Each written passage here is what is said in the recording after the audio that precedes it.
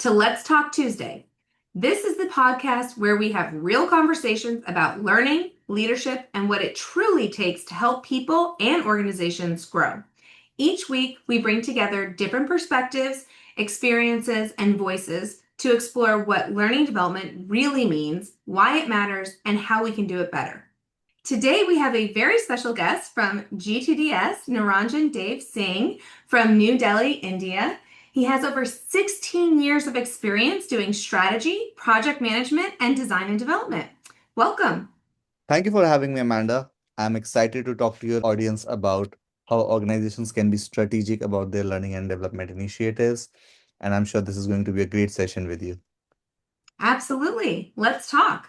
So tell us a little bit about your background and what your focus is today. So, I have a very diverse background, but speaking on a professional context, I started out as a design professional. So, I was always fascinated about cartoons, all these movies, these technologies, and I used to play a lot and a lot of video games. So whenever I used to watch these shows or play these games, I was always fascinated by the idea, how do they create this? And how I would create my own games, how I would create my own cartoons, my own shows. So that always fascinated me. And both my parents are authors. So I've always lived in a household where there are a lot of stories. So I am always surrounded by stories, and I had this creative idea that how do I create this? How do I create that? I did my diploma in graphic multimedia from where I learned 3D animation, 2D animation, game design. And that's how I got into the industry. Started doing design and development. Then I started working with a lot of good companies, a lot of good clients. And in that segment, I was introduced to the bug called learning and development, design and development. So I started working with these companies which were primarily focused in the learning and development, learning design. And I saw there's a gap. So what they are doing is they're just giving a rough text as information, but that does not really translate to the audience. So I started using my creative mind to develop these courses in a much better way. And since large scale organizations have those resources to hire instructional designers to develop these courses, some small organizations do not have that expertise or do not have the budget for that. So I was bridging that gap for a lot of these organizations. And that's how I got hooked to the idea of learning and development and started working.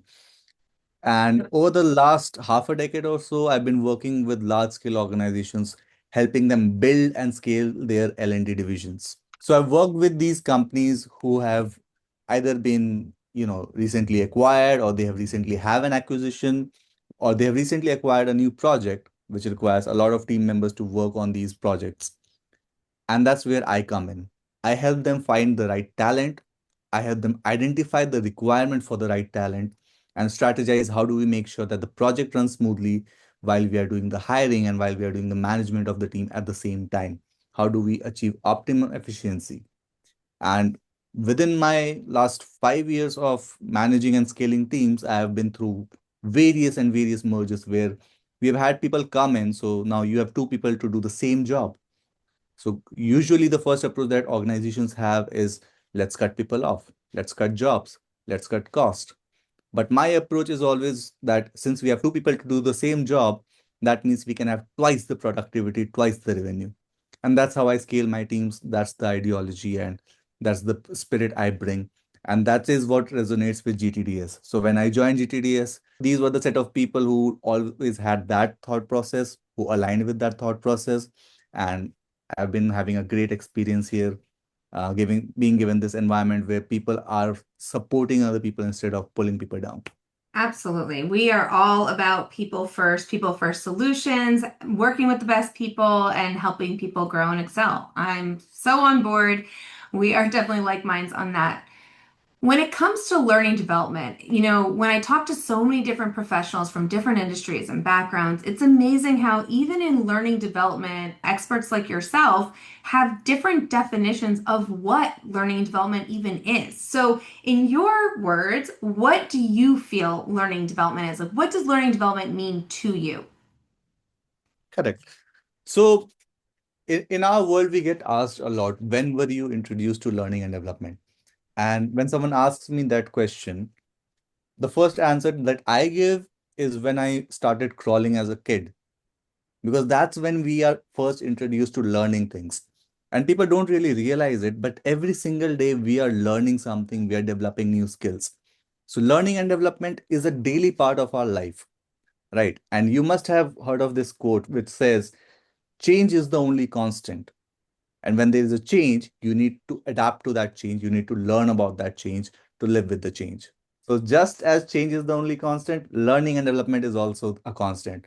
So it doesn't matter if it's a recession, if it's an inflation, the requirement for learning and development will always be there because we need to keep on improving with the times.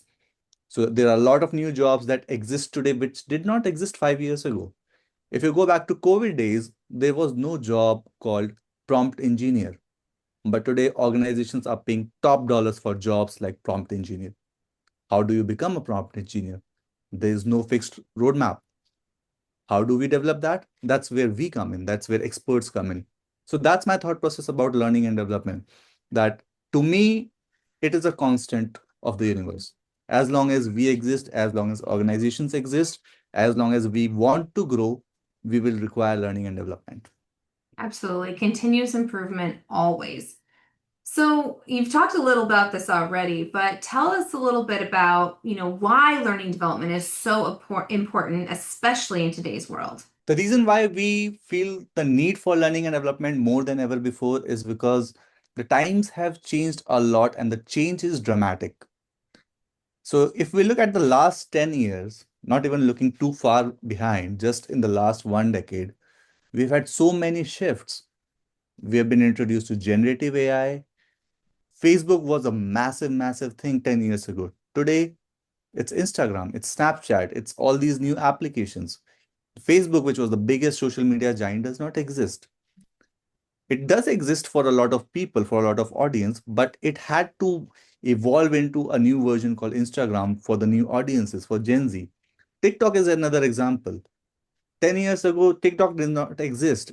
It was a company called Musically, where people just danced on music and that was it. And now TikTok is such a massive organization and such a massive platform from where people are making millions. So It, there are a lot of changes, and in this changing environment, people want to learn about these changes. And you won't go to a university where you will learn how do I develop a good hook for my marketing campaign on a TikTok video. But you can do that in an online course. And that online course is also part of learning and development. And you see all of these influencers, they're all selling courses. So the penetration of learning and development is now more than ever before. 15 years ago, 10 years ago, learning and development was limited, strictly limited to organizations, medium to large scale organizations. Small scale organizations were still relying on YouTube and third party content. But today, even individuals and small companies, they are also interested in the idea of learning and development. And they want to do that because there's a lot of scope in that. There are a lot of people who have developed an empire just by selling courses. How do we do that? By mastering learning and development and by working with professionals who are experts in the profession. Absolutely. Well said. It's so true. It's so funny. I remember when Snapchat first came out, my sister, who's 10 years younger than me, was like, "You have to use this new thing." And I was like, "I don't get it. Like, just text me a picture. I don't understand." So it's funny how fast things change and how important it is to stay on top of it. And now more than ever, like you said, the continuous improvement aspect of everything is changing. The only change is constant. And so we have to step up and be open to that. And I love your idea of working with the experts, because you're right. There's so many people who say they're creating training out there. I can't tell you how many times people have said, "Oh yeah, I made a training for that." And I look at it and it's literally just them speaking. I'm like, "That's not training. We know that that's not training." And how is the end learner really going to understand how to do it and then, apply it into their everyday world? So tell me, what do you wish companies knew or did differently when it comes to learning and development? That's a very good question because this also comes back to what you were just talking about. People talk about things and think that's learning and information. Now, if you go out there and you buy a can of Pepsi, there is information on the backside of the can of Pepsi, but nobody wants to read that. So you have to understand information is learning and development, but how you deliver that information defines if that is going to be retained by the audience. So a lot of organizations think that we have experts, we have people who have been doing this job for 20 years. They should be qualified enough to do the training.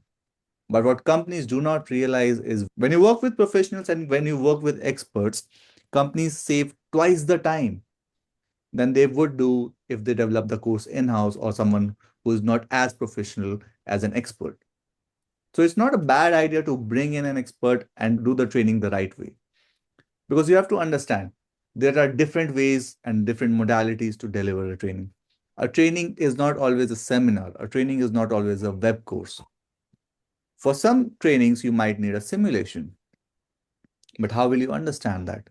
It might be very expensive for the company to develop an entire simulation. That's where blended learning comes in, where you mix simulation with other forms of learning. Some trainings require you to be fully present in a seminar hall in an in-person training. Some do not require you to be that present at all. Some just want you to retain a certain set of knowledge and test you with that knowledge. That's it. So there are different requirements and different types of training. Companies don't really have the extreme level of expertise in this particular section, and they think that we can do it in-house. And what this leads to is inefficiencies. So people have to take the course twice, or even by taking the course twice or three times, they're still not able to understand what the course actually wants them to do. So there should be clear learning outcomes that companies want from these training programs. And how do you achieve that?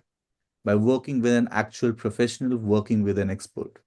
And that's what I think companies should do differently. And a lot of these individual creators who are creating these courses, because I go online and I see, a bunch of reviews where people are saying, I paid $100 for this course, I paid $2,000 for this course, and it's just a Word document. It's not even a correct Word document. It's just copy pasted from a bunch of different resources. And the font is different. You don't want that bad taste. If the customer is paying you, or if anyone is paying you with time or with money, you want them to have the maximum utility. You want them to retain that information. You want them to cherish that information because you want them to come back to it. You're absolutely right. You have to start with the end in mind. You want it extremely valuable. There were so many good nuggets in what you just said. And I think it's so important for people to remember that. And absolutely, when you work with an expert, you're cutting through because you have the expertise that they can guide you through. And a lot of times, that in today's world where you can easily find information, what's harder to find is those learning experiences that actually shift behavior and make a real change that lasts and also has that impact that you're talking about to the learner so that they're able to either retain information that they need or be able to do something in a different way or be able to have that behavior change, right? So, yeah, absolutely. Very well said. Well, we don't have a lot of time left, so just want to wrap up here.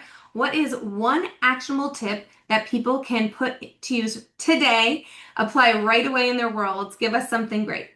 So what we have done is at GTDS, we have people with over 10 years of experience, over 20 years of experience. And over these years of experience, we have worked with massive scale organizations. I personally have worked with 70 Fortune 500 companies. And what we have done is we have put our minds together and we have developed this suite called the Governance and Training Delivery Suite. It's a set of templates that I personally use and all of our experts are using in different organizations to deliver and achieve success in all of our projects. And especially for the listeners of this podcast, what we are doing is we have developed a giveaway for them where we have selected top three templates from this package, which people can try out for free. Absolutely for free, no charge at all, no registration. You just have to go to pmgiveaway.com, put in your email address, and it will come to you. We don't spam you, we don't bother you with sales call. You use the template, you see the value, you get hooked. And I hope that you gain success and optimize your processes using these templates. Absolutely. As somebody who leverages the templates myself and has had a strong hand in creating them, I will say that these have been used all over the world with Fortune 500 clients. They're extremely valuable. They are tried and true with over 40 clients in 15 countries across 12 industries.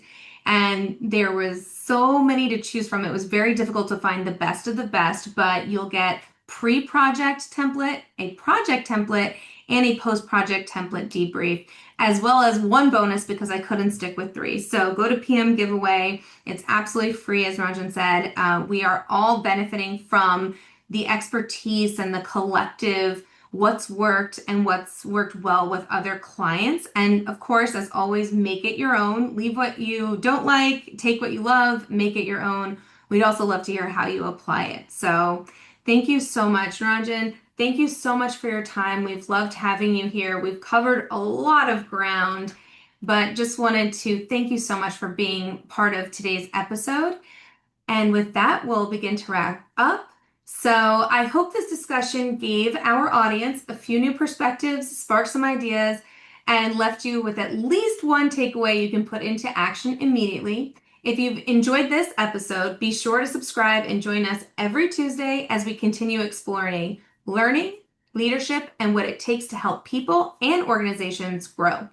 And if today's conversation resonated with you, or if you'd like to join me for a future episode, I'd love to hear from you. Until next time, keep learning, keep growing, and let's talk again on Tuesday. Thanks, everyone.